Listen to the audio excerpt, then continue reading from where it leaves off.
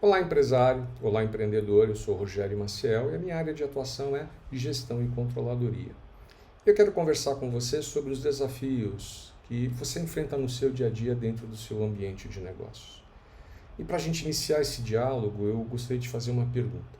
Se você fosse desenvolver um desenho, desenvolver uma caricatura, né, dos assuntos que estão relacionados ao seu segmento de atuação, aos desafios que você enfrenta no mercado, como seria esse desenho? Muito bem. Eu, tentando somar esforços contigo, eu compus esse desenho aqui, ó. Uma linha, aparentemente linear no início, poucas curvas, e no segundo momento, então, um certo frenetismo. Um sobe e desce, um eletrocardiograma acelerado. Isso dado pelo quê? Pelo ímpeto do mercado. Os desafios que você enfrenta no mercado são exatamente esse acelerar desta linha. Dado pelo quê? Por exemplo, pela competitividade, aumento de concorrentes. Concorrentes nascem com facilidade, principalmente com o mercado digital. Hoje, o consumidor ele consegue identificar, vasculhar prazo de entrega, produto, preço na palma da mão. Agora, outros eventos fazem parte desse tipo de problema também, desse frenetismo, como, por exemplo, as mudanças fiscais. As alterações tributárias batem a porta de todo empreendedor. Regimes tributários são questões que fazem parte do dia a dia do empresário. A digitalização do setor comercial, consumidor movido pelo que sente acerca do produto, por aquilo que é sustentável ou não é sustentável, por aquilo que representa em termos de saudabilidade do que está no entorno. Muito bom. Ou então, por quem o influencia a compra. Preços apertados por importações, por exemplo, são eventos que fazem com que esse frenetismo ele fique cada vez mais acelerado. A modernização do ambiente de trabalho também. Veja, uma hora você tem um profissional CLT, outra hora você tem esse mesmo profissional PJ. Uma hora é presencial, outra semipresencial, outra 100% home office. E agora? São muitas variações que acontecem no dia a dia do empreendedor, no dia a dia do empresário.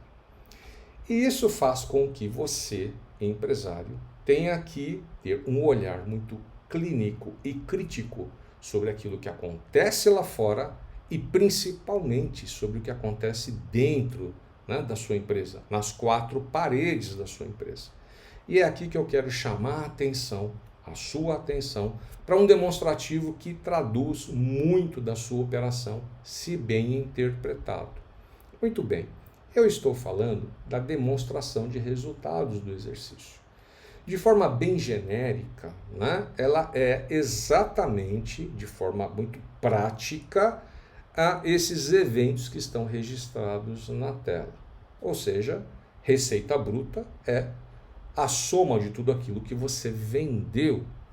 As deduções, ali nós temos o que? Os impostos, temos os abatimentos, descontos e as devoluções. Por exemplo, um cliente que comprou uma mercadoria e devolveu essa mercadoria. Logo abaixo, nós temos os custos empregados, seja para a mercadoria que você revende, seja para a mercadoria que você fabrica, ou, se é serviço, o serviço que você entrega ao consumidor. Depois disso, nós temos o quê? Despesas operacionais, e elas estão associadas a tudo aquilo que você precisa para manter o seu negócio pulsando. Custos está relacionado ao produto, mas as despesas operacionais ao negócio. Então eu tenho ali despesas que são administrativas, que são com a área comercial, com as vendas, que são gerais, que são financeiras. E lá no final de tudo, eu tenho aqui o resultado operacional ou o lucro ou prejuízo do exercício. Bem, isso aqui pode mudar um pouquinho, dependendo da estrutura do seu tipo de empresa, da estrutura da sua empresa. Mas em resumo, em suma, é dessa forma que a contabilidade formata a sua demonstração de resultados. Agora, o que eu quero chamar a sua atenção é que existem dados aqui que, se você não olhar com critério, com cuidado, com cautela, você pode não ter o resultado planejado, aquele que foi idealizado, aquele que foi rabiscado, rascunhado, calculado ao longo de um tempo, como projeção de vendas e resultado líquido operacional, lucro ou prejuízo nas ocorrências da sua empresa. Então, eu quero convidar você agora para entender as particularidades desse tipo de demonstrativo. Vamos lá. Agora aqui eu quero abrir esse demonstrativo com as variáveis que fazem parte dessa composição de cada uma dessas linhas. E é claro que, olhando para essa DRE, eu quero chamar a sua atenção para algo que nós entendemos que é o mercado. Tá bom? Segue comigo aqui. Receitas. As receitas, elas estão relacionadas a 3 níveis. Sejam os clientes, sejam os produtos, material, posso tocar, ou serviços. Tá bom? Então eu tenho receitas que estão associadas a clientes, ou a produtos, ou a serviços. Ótimo. Esses clientes, esses produtos, eles podem ser intermediados por alguém, como é o caso do B2B, que tem um intermediador. Então eu produzo, ou eu vendo e alguém revende, ou pode ser ao consumidor final. Aqui eu já estou olhando para o mercado. Além disso, eu posso, dentro do mercado, atender segmentos de negócios diferentes, como é o caso do varejo, como é o caso dos distribuidores ou grandes players também. Todos esses eventos estão associados a uma coisa chamada canal de venda. E quando eu penso em canal de venda, o canal de venda precisa me trazer algo que é o que me interessa, é rentabilidade. Ótimo. Vamos para a segunda linha da DRE, deduções. Quando eu penso em deduções, eu estou falando dos descontos, dos tributos e das devoluções. Acontece que dentro desses 3 itens, dentro dessas 3 variáveis, eu encontro também particularidades que eu preciso observar e que estão na minha DRE. Se eu olhar somente o total de deduções e não tiver esse olhar clínico, vão me escapar decisões importantes, modernizações importantes, análises importantes, que é o que eu quero chamar a sua atenção. Por exemplo, descontos.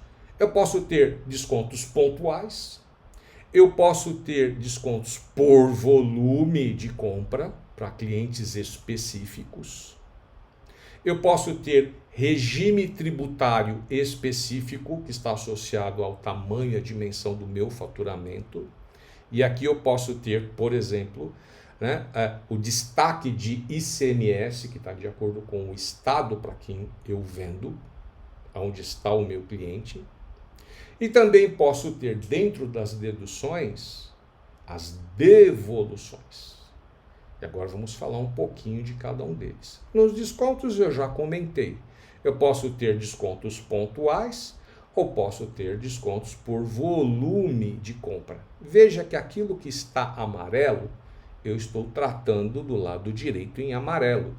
Volume de compra pode ser, por exemplo, por clientes de forma específica que atuam no varejo, que atuam como distribuidores ou grandes players.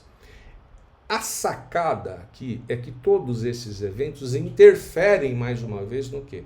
Na minha margem, na minha rentabilidade. Veja que você tem uma bolinha meio avermelhada com uma linha que desce a um escrito logo abaixo em branco chamado margem, que já já nós vamos falar dela. Muito bom. Quando eu olho para as devoluções, Posso ter por desacordo comercial, combinei com o meu cliente algo e na hora de entregar, entreguei algo diferente e ele falou, não é bem isso que eu esperava e por isso eu estou te devolvendo. Mercadoria boa que volta para o meu estoque e é revendida mais tarde. Posso ter também por acordo comercial, que é um pouquinho diferente do desacordo. O cliente diz, eu compro, tá bom, mantenho a mercadoria aqui, mas se porventura eu não vender dentro de 1 ou 2 meses, eu devolvo a mercadoria para você. Já vi esse tipo de operação acontecendo dentro do comercial também, tá bom? Então veja que eu tive os custos, tive até, por exemplo, custos de frete para entrega e depois, na devolução, tive custos de frete para trazer de volta. Não é só isso. Também tive custos para reorganizar esse produto que está bom dentro das prateleiras do meu estoque para uma venda futura a um outro cliente. Muito bem. Agora, além disso, posso ter a devolução por rejeição de qualidade.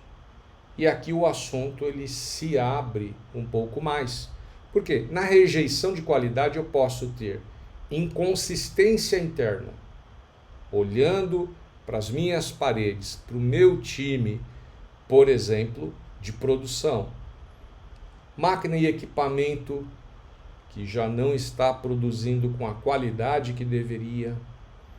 Falha no meu controle de qualidade, que está deixando passar mercadoria com problema e o meu cliente está recebendo essa mercadoria lá. Esse problema de rejeição de qualidade pode ser pela falta de treinamento de pessoal, a tecnicidade do meu time, da minha equipe de trabalho não está adequada. Também tenho devolução, rejeição por qualidade, que representam inconsistências externas, como por exemplo, o fornecedor. Então eu preciso ter um fornecedor que tenha política de reembolso, não é só de devolução da matéria-prima ou do produto. Por quê? Porque eu tenho custos, enviei o produto até o cliente, o meu cliente, ele devolveu porque o produto que eu adquiri do meu fornecedor, a matéria-prima que eu adquiri do meu fornecedor estava inadequada e por isso resultou num produto que eu não tive condição de perceber visualmente qualquer interferência na qualidade. E também preciso ter o quê? Uma política de avaliação do fornecedor. Porque se esse fornecedor tem por hábito me enviar mercadoria com problema e eu só detecto isso depois do produto produzido, eu preciso ter uma forma de mensurar, de qualificar esse fornecedor, para que eu não compre mais desse fornecedor. Bom, todos esses eventos aqui que estão dentro das devoluções, veja que eu tenho um texto em vermelho que é para a gente apreciar. Devoluções são eventos que requerem o quê? Gestão. Preciso olhar de maneira categórica, eu preciso categorizar essas devoluções. Estou recebendo devolução do meu cliente. É porque houve um desacordo comercial? É porque foi fruto de um acordo comercial? É por causa de qualidade? A qualidade é por interferência da minha máquina, que não está legal, ou porque o meu controle de qualidade passou desapercebido, ou porque me falta tecnicidade na fabricação do produto, eu preciso categorizar, preciso mensurar. Quando eu crio categoria, eu tenho como mensurar os efeitos dessa devolução, criar uma avaliação histórica dessas ocorrências. Quanto eu tive de devolução por problema de equipamento? Olha, X reais eu tive de devolução por problema de equipamento. Não é momento da gente começar a gastar comprar, renovar o parque de máquinas, o parque fabril? Será que eu não preciso investir em técnica para os meus colaboradores? Porque o custo que eu tenho, a insatisfação do cliente por causa dessas devoluções estão interferindo na continuidade da vida desse cliente dentro dessa relação comercial que eu tenho com ele. Então eu preciso categorizar as devoluções, porque devoluções requerem gestão. Ótimo. Seguindo a DRE, eu tenho os custos. E quando eu penso em custos, eu estou pensando no quê? Em estoques, estou pensando em capacidade de produção, estou pensando em desperdício também.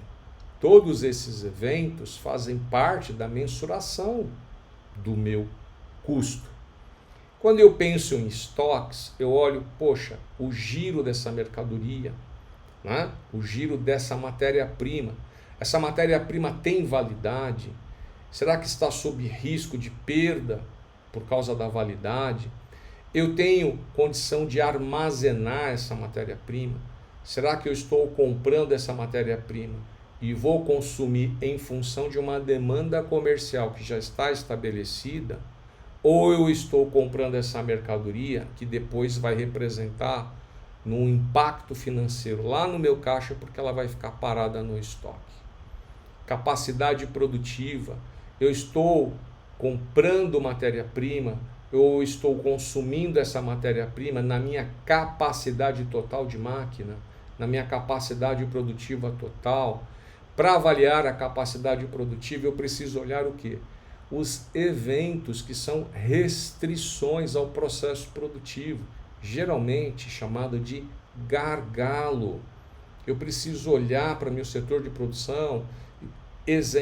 Um exemplo claro. Vamos imaginar que eu esteja trabalhando numa empresa de produto alimentício. Então eu tenho uma esteira, essa esteira ela é aquecida, passa por dentro de um forno, o forno então ele torra o meu biscoito. Esse biscoito segue via esteira numa velocidade que cai numa empacotadora. Você percebe que eu preciso ter uma sincronia.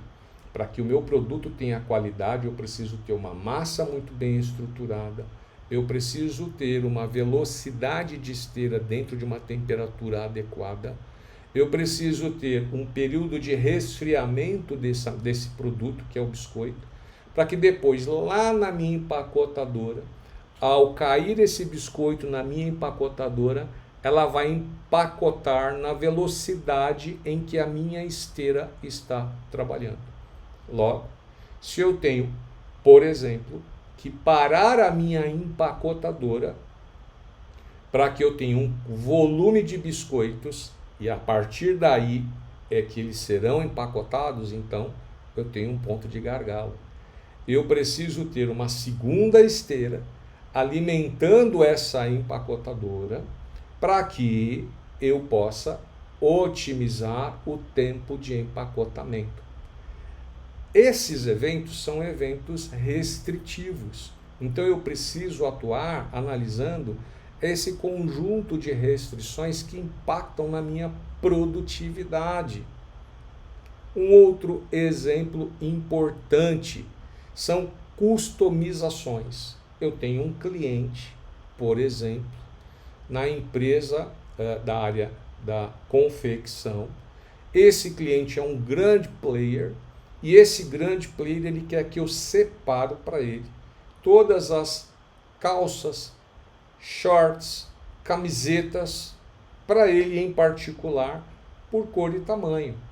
Então é uma customização, está fugindo ao meu processo padrão de fabricação, de empacotamento.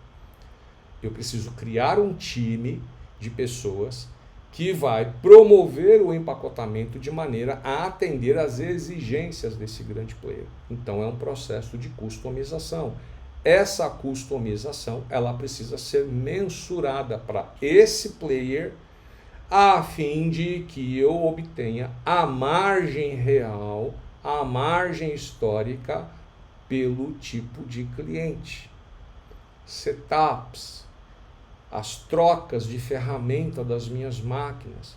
elas estão controladas, os meus setups são feitos de maneira organizada, são feitos dentro ou fora do meu expediente de produção, são realizados em horários à parte do processo produtivo, depois que encerra o processo produtivo é que acontece os meus setups por mudança de ferramenta ou por mudança de produto, eu preciso olhar com carinho, com cautela.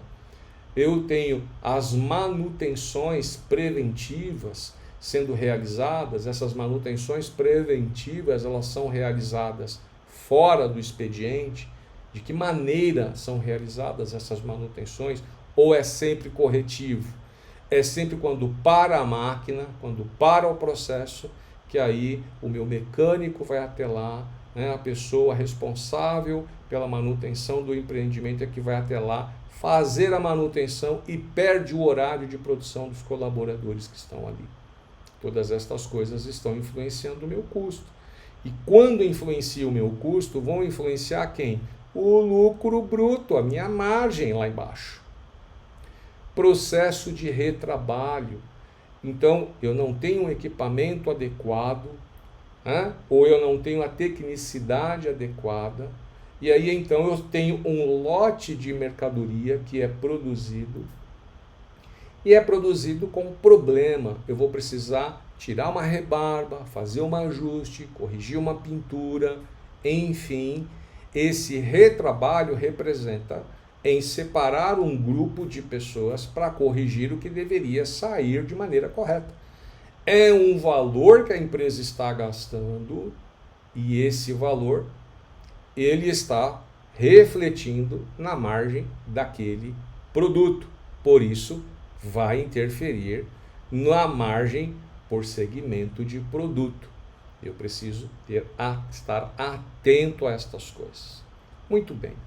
Depois de avaliado, então, todos esses eventos, eu vou chegar à minha margem final. E a minha margem final, ela precisa ser mensurada por canal, ou seja, pelo varejo, pelo distribuidor, pelo grande player.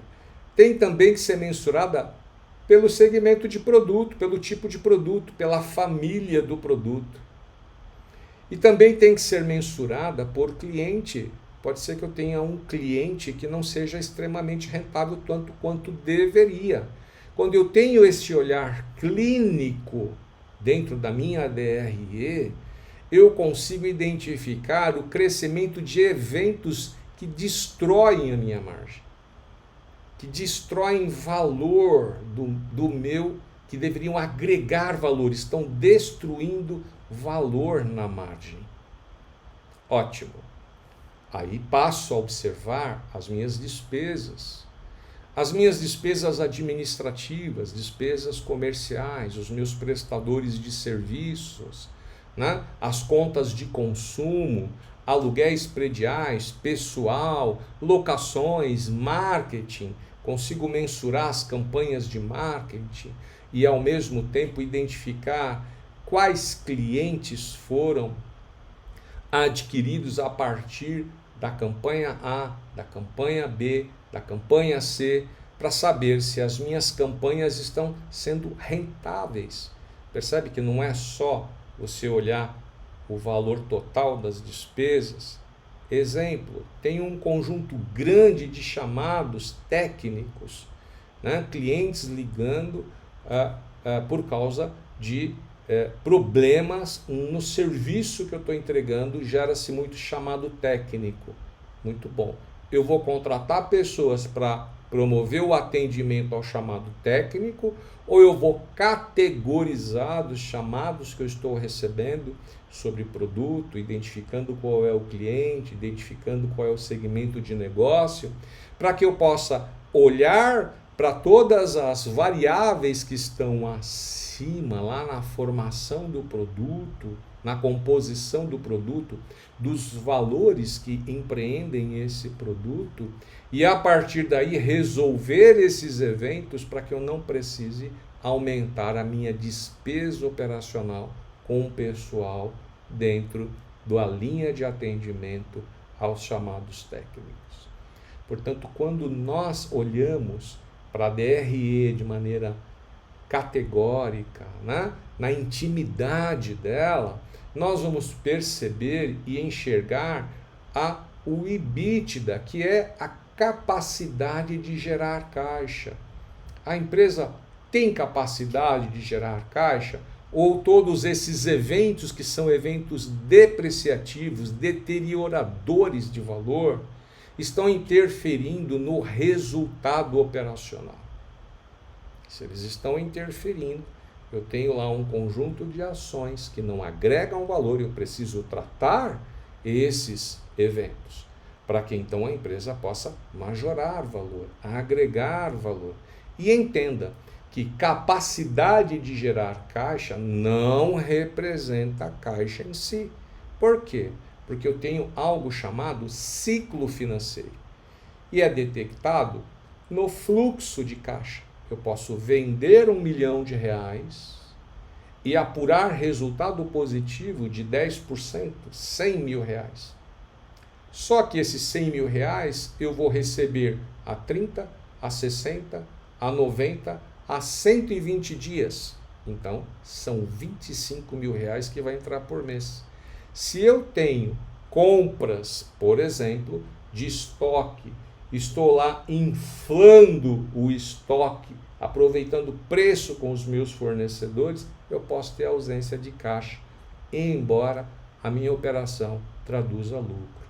Então, olhar para a DRE com esse nível de cautela, com esse cuidado, faz com que o empreendedor, o empresário, tome decisões assertivas acerca do seu negócio, entendendo justamente esse frenetismo que o mercado promove, faz com que o empreendedor olhe para dentro da sua operação, não é só para fora. É para dentro da sua operação. Mensure a sua operação. Portanto, olhar apenas para receita agrupada, deduções agrupada, custos agrupado, despesas agrupada, o lucro foi bom, foi ruim, não é suficiente quando nós temos um mercado que é tão frenético quanto aquele desenho que eu mostrei em slide anterior. Desta forma, eu penso e espero ter contribuído com a maturidade do processo de gestão que um empreendimento necessita. E que se você tem necessidade desse tipo de apoio, de mensuração, de criar mecanismos de rastreabilidade do seu processo, você precisa de profissionais que tenham esse tipo de expertise, que tenham essa capacidade de gestão. Então, ao invés de você ter que aprender de tudo, não, você contrata as pessoas, ou a hora dessas pessoas, para que de forma pontual e de forma categórica e efetiva, traga para você o resultado, a mensuração, os indicadores de desempenho, né, KPIs necessários para as suas decisões. Que Deus abençoe você, empreendedor, que Deus abençoe você, empresário, e que este vídeo possa somar em boas decisões.